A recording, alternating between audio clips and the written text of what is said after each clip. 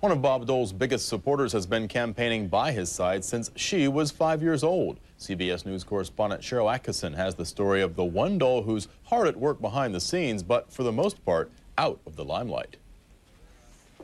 She's the other woman in Bob Dole's life, his only child, quietly, unobtrusively by her father's side, in the checkered suit at the California primary, in bright pink, watching emotionally as he announces his resignation from the Senate. So today I announce that I will forgo the privileges, not only the office of the Majority Leader, but of the United States Senate itself, from which I resign effective on or before June 11th.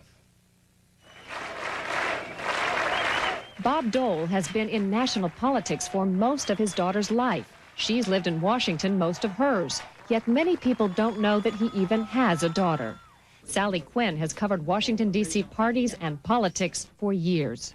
I have never met her. That doesn't mean that I go everywhere, but it's surprising that I would not have met her somewhere along the line. So it really does mean that she has tried very hard to be a private person and stay out of the Washington scene. Sally Quinn, who once wrote for the style section of the Post and politics, specifically said, "I've never met Robin Dole." Well, I think that's probably true. It's just not my cup of tea, I guess, to attend some of those parties. 41-year-old Robin Dole says her relative anonymity is partly by design. On this day, she's largely unnoticed in a crowd of thousands at Washington, D.C.'s annual Race for the Cure fundraiser to fight cancer.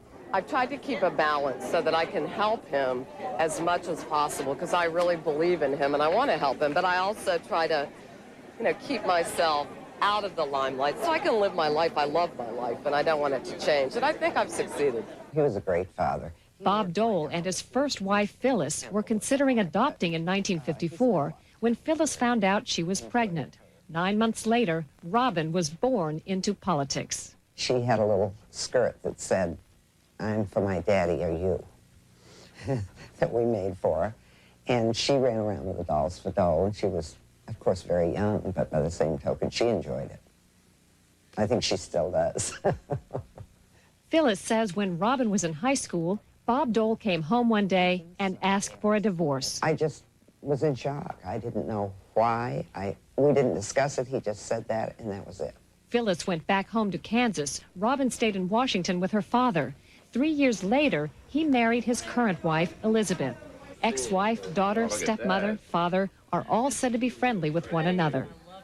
While Robin is close to her father personally and philosophically, she's not an exact replica. On abortion, her father is firmly pro-life. I may differ a little bit. For myself, I could never have an abortion, and the reason I couldn't have an abortion is for every pro-life reason you've ever heard about. But beyond that, I really feel maybe it should be outside of politics.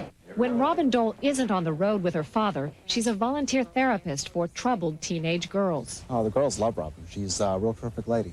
Steve Sheard is her supervisor and had no idea she was Senator Dole's daughter until a fellow staffer clued him in. She's very unpretentious and very down to earth, very oriented towards what works, particularly in working with kids, is most concerned with what's going to help the kids.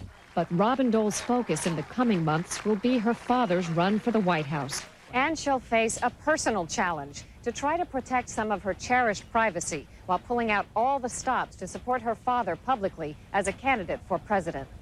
Cheryl Atkinson, CBS News, the White House.